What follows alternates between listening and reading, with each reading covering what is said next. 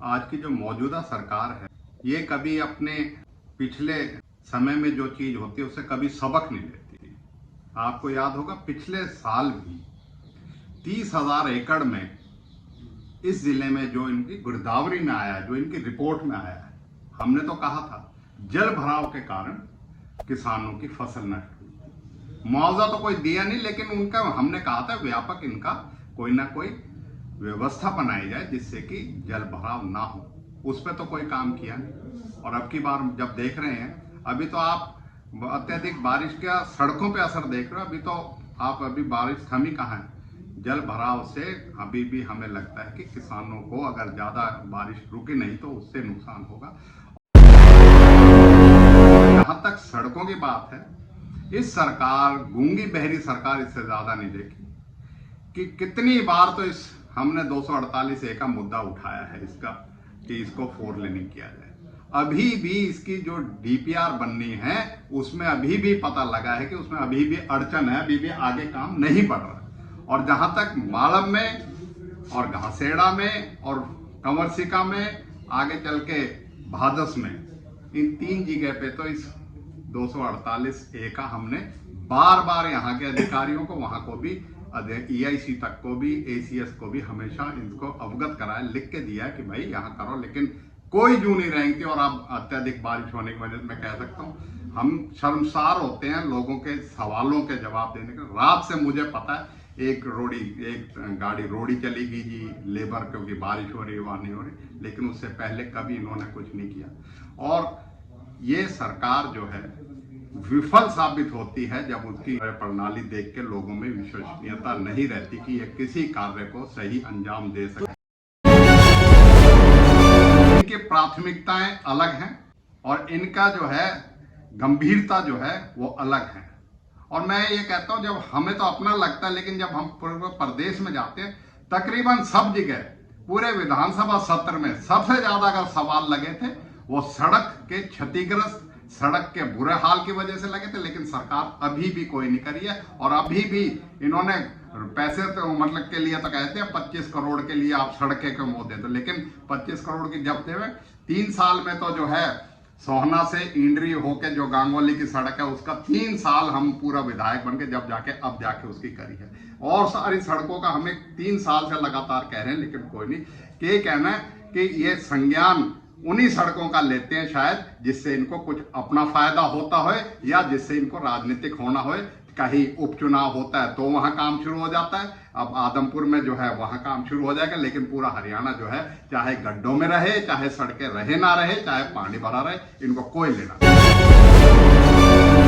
कांग्रेस के राज में चौधरी भूपेंद्र सिंह हुड्डा के नेतृत्व में जो परियोजनाएं हमने शुरू कर चुके, चाहे वो आकेड़ा में यूनानी मेडिकल कॉलेज का हो, 8 साल हो गए अभी तक बिल्डिंग बन रही है, बिल्डिंग का भी काम आज के दिन बंद है।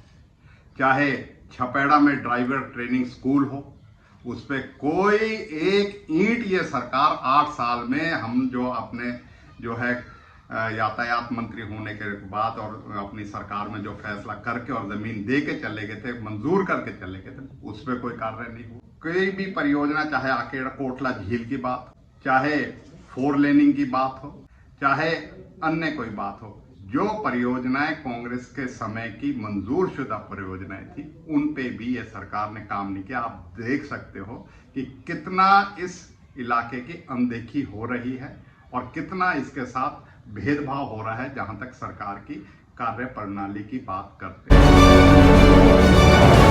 मैं कहूंगा हमारे यहाँ तो 21 है, पूरे हरियाणा का वैसे बेड़ा गर्क तो इन्हें कर ही दिया।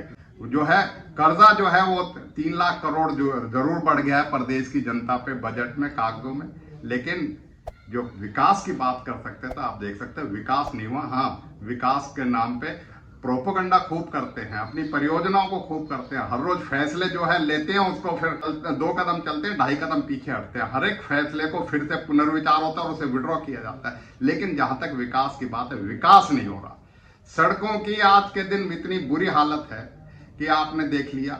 आप देख सकते हो कि विकास के लिए जरूरी है कि जनप्रतिनिधि हो।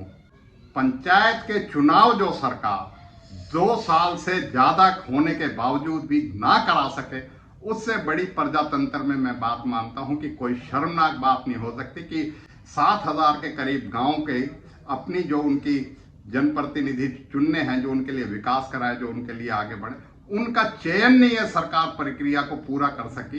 कांग्रेस ने हमेशा ये शुरुआत जो है ये पहले हर वर्ग को हक भी दिया और सुनिश्चित किया कि उनको जनप्रतिनिधि के अपने गांव में विकास कराने की उनको ताकत उन्हीं के पास रहे, लेकिन 2 साल से ज्यादा विलंब किया। अभी भी जो है कहते हैं कि अगर इन्होंने BCA को रिजर्वेशन दिया, आरक्षण दिया, कितना दिया है इन्होंने? सिर्फ 8%। अगर इनकी देने की नीयत थी तो उनका अनुरूप देते जितनी उनकी जनसंख्या है। परिवार पहचान पत्र के आधार पर इन्होंने दिया। अभी तो बहुत से लोगों का परिवार पहचान पत्र बनना बाकी है, इनका आंकड़ा जो है वो भी नहीं है। तो मैं कहता हूं कि ये सरकार आधे अधूरे काम करती है। उससे पहले अगर इतना ही ये सरकार हितैषी थी पिछड़ा वर्ग की, अगर नगर पालिका और नगर परिषद के चुनाव हुए उनमें क्यों नहीं दिया आरक्षण? ये वंचित रखा गया। कांग्रेस ने ये मांग रखी, हमारी पार्टी ने मांग रखी और ये जो है इन्होंने बैकवर्ड क्लास कमीशन क्यों नहीं इतने दिनों से उसका गठन किया? जवाब तो सरकार देगी ना किसी चीज की। नियत तो इनकी में खोट है और दोषारोपण ये विपक्ष के करते। तो इनका जो सरकार का कार्य करने का प्रणाली है वो आप देख सकते हो विफल हो रही है। अब इनकी हर रोज पोल खुलती जा रही है। हमारा यही फैसला है। नंबरदार एक हमारी सामाजिक जो ताना बाना है उसका एक अभिन्न अंग है जो समाज में हमेशा अपना एक किरदार अदा करता रहा है। नंबरदार होना चाहिए। सरपंचों का जैसे 2 साल से चुनाव नहीं हुआ जनप्रतिनिधियों का, तो उसमें नंबरदार होते हैं तो वो अपनी जिम्मेवारी निभा सकते हैं। और नंबरदार क्या जरूरत है?